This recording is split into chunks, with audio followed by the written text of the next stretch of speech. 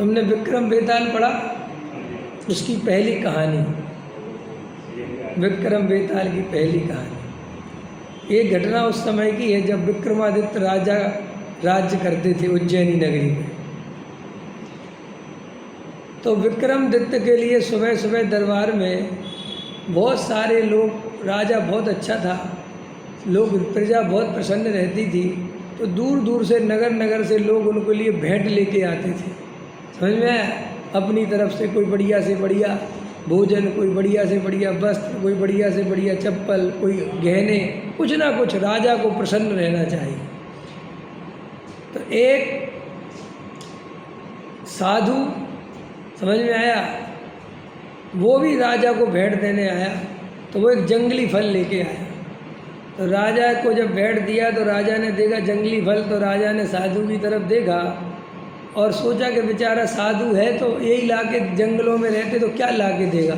तो राजा ने बड़े प्रेम से स्वीकार कर लिया और अपना जो साथ में मंत्री रहता है उसको दे दिया। और रोज़ वो फल लावे और रोज़ वो फल लेवे, समझ में, और रोज़ उसको दे देवे। लेकिन जंगली फल था, कोई खाता तो था नहीं, सबको लगता कोई जहर बहन ना हो भैया, इसलिए रखते जाओ। तो ऐसे कई दिन तक बीत गए। करीब करीब कहानी कहती है कि वो 10 साल तक वो लाता रहा और राजा वो फल उससे लेता और मंत्री को दे देता। एक दिन क्या हुआ, वो फल मंत्री को दिया और मंत्री ने वो फल बंदर के सामने फेंक दिया। कि बंदर के सामने फेंक दिया कि देखो बंदर खाता है। तो जैसे ही बंदर ने वो फल खाया, उस फल के अंदर से इतना बड़ा हीरा निकल आया। क्या निकल आया? तो राजा ने देखा, मंत्री ने देखा, इतना बड़ा हीरा तो मैंने पूरे राज्य में नहीं है, मुझे कहाँ से आ गया? कौन? अरे भाई, अरे मंत्री, वो सारे फल कहाँ हैं? समझ में आया कि नहीं आया? तो मंत्री भी होशियार होते कि भाई राजा सन की होते, कब क्या मांग ले कुछ अता पता तो है नहीं। तो वो भी एक जो वो बने रहते ना, क्या कहते हैं उनको, समझ लो, जमीन के नीचे तलघर, वहाँ फेंकता जाता था। समझ में आया? तो वहाँ जाके दिखवाया तो बहुत बदबू आ रही थी और देखने पड़ गया वो तो, और लेकिन देखा तो सब में हीरे चमक रहे। तो राजा तो भैया बहुत ही विस्मय आ गया, ये क्या चीज़ है, ये क्या चीज़ है, ये क्या चीज़ है। तो कहानी क्या कहती है कि ऐसे ही तुम्हें ज़िंदगी में बहुत अवसर मिलते हैं। मनुष्य भव मिला, ये मनुष्य भव उस जंगली फल के समान है जिसके अंदर आत्मा रूपी हीरा छुपा हुआ है, चैतन्य हीरा। लेकिन तुम उसकी पहचान नहीं करते और उसे विषय कषायों में, पंचेंद्री के विषय भोगों की सामग्री जोड़ने में, रात और दिन रिश्ते नातों की चिंता में पूरे के पूरे उस जंगली फल को, उस मनुष्य भव को बर्बाद करते हो और फेंकते जाते हो। जबकि उसके अंदर क्या विराजमान है? चैतन्य हीरा। लेकिन क्या करें, ऊपर से तो पहचान है नहीं। अरे ये सड़ी गली देह है, अरे सड़ी गली देह के अंदर भगवान आत्मा विराजमान है। तू ये देह को ही क्यों देखता है?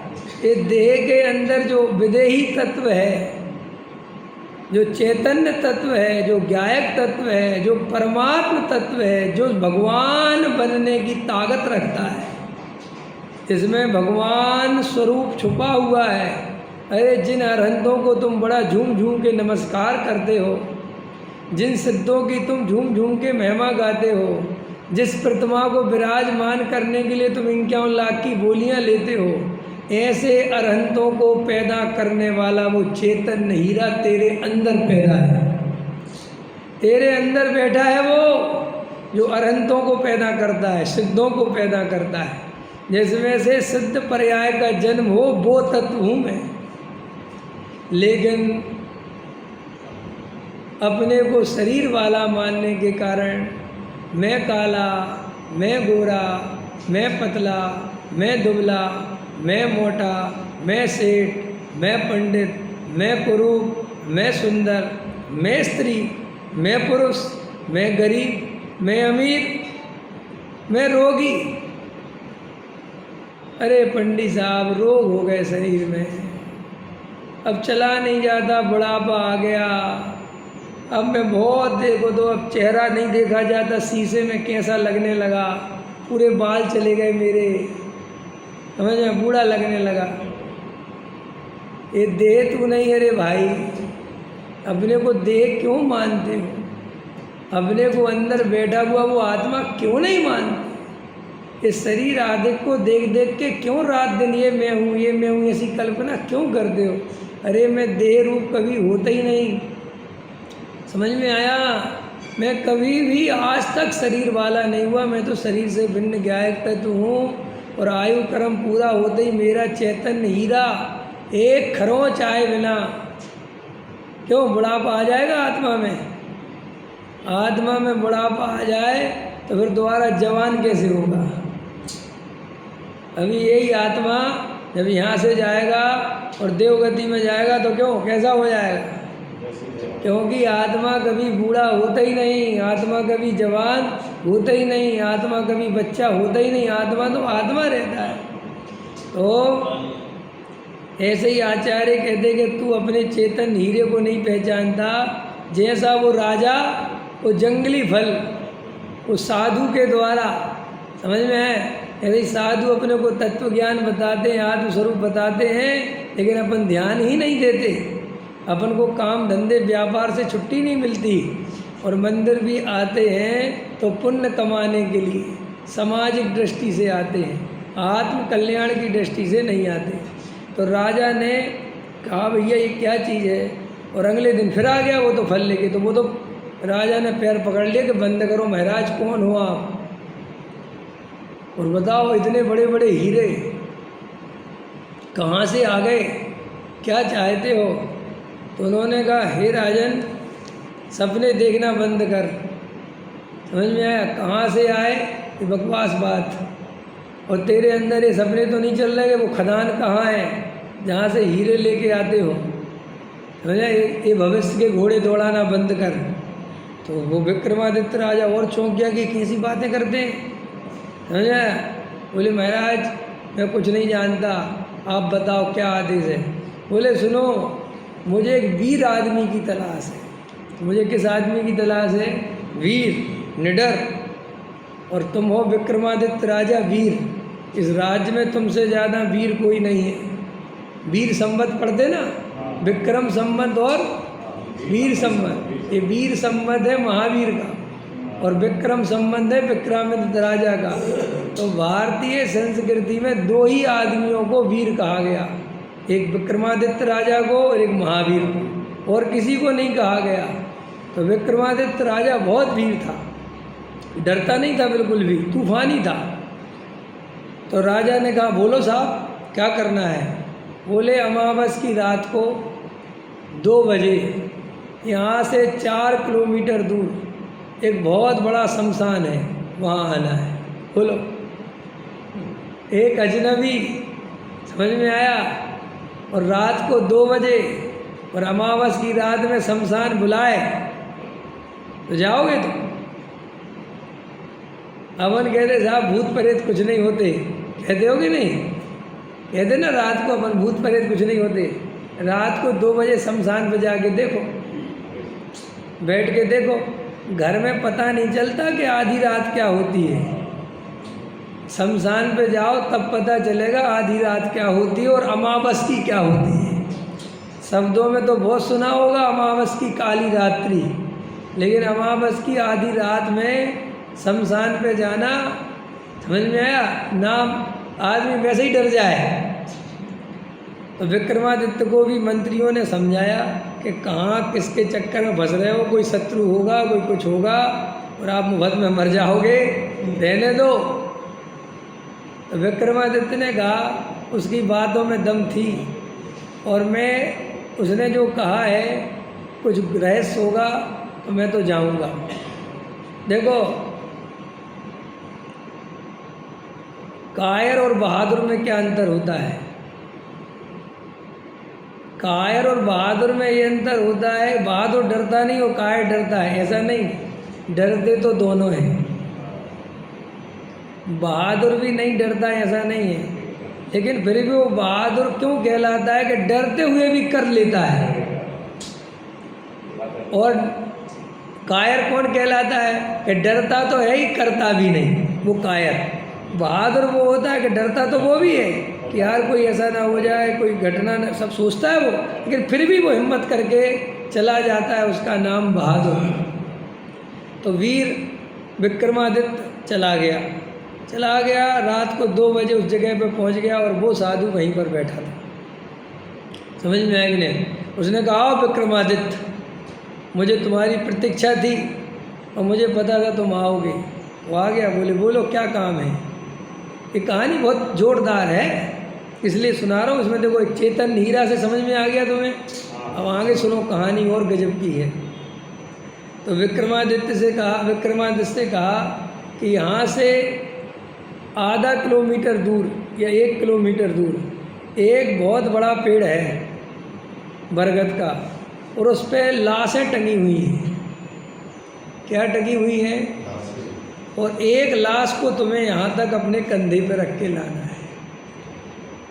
और शर्त क्या है कि जब उस लाश को यहाँ लाओगे तो 2 बातें ध्यान रखना कि क्या, कि चुपचाप रहना है और शांत रहना है। क्या रहना है? बिल्कुल चुप और शांत, दोनों एक ही समान है क्या?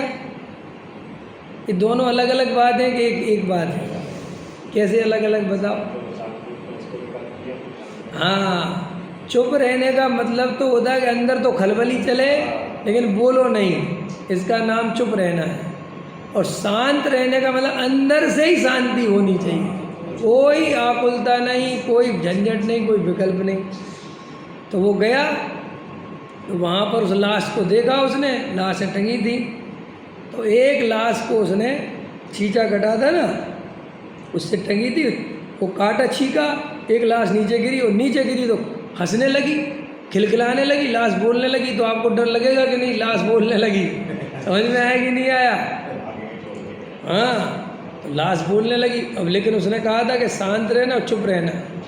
तो पहली बार जब उसने लाश के पास गया तो वो जैसे हंसने लगी, तो उसने कहा, तुम कौन हो? इतना कहते ही लाश वापस ऊपर चली गई, क्योंकि पहली शर्त क्या थी कि कुछ बोलना नहीं और शांत रहना। लेकिन उसको एकदम लाश थी और लाश बोल पड़ी, एकदम ऐसा लगा कि लाश कैसे बोल सकती। उसने पूछा, तुम कौन हो? और ये बोलते ही लाश फिर चली गई। उसे फिर ध्यान आया, अच्छा, फिर गिराया, फिर लाश को लिया, अब शांत था और बोल भी नहीं रहा, तो लाश को कंधे पे रखा। तो लाश बोलने लगी, विक्रमादित्य, तू मुझे लेने आया है तो सुन, लंबा सफ़र है, अब तुझे मैं एक कहानी सुनाता हूँ। समझ में आया कि नहीं आया? अब विक्रमादित्य को तो क्या था, लाश को वहाँ ले जाना था, कदम, लेकिन ये तो बोल बहुत रहा। अब जब आदमी कोई बोलता है तो अपनी शांति भंग हुए बिना रहती नहीं। अपन कितनी कोशिश करो, जैसे अपन किसी कोई बोल रहा हो, अपन ऐसे हम नहीं सुनेंगे, तो भी वो सुनाई देता है। समझ में आ गया? तो विक्रमादित्य ने कुछ नहीं कहा, क्योंकि कुछ कहते ही तो लाश चली जाएगी।